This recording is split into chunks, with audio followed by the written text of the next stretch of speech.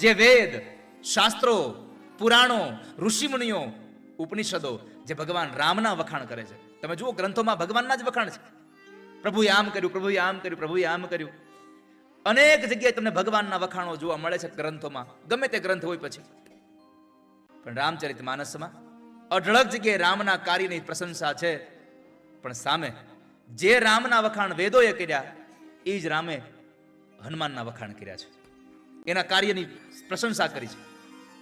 માં જાનકીને સમાચાર આપી અને હનુમાનજી પાછા આવે છે ત્યારે સ્વયં પરમાત્મા રામ બોલ્યા છે. અને વાલ્મીકી રામાયણ લખે છે, ઇદમ તુ મમ દીનસ્ય મનોભૂયઃ પ્રકર્ષતિ યદિ હાસ્ય પ્રિયાખ્યાતુર ન કૂર્મિ સદૃશમ પ્રિયમ.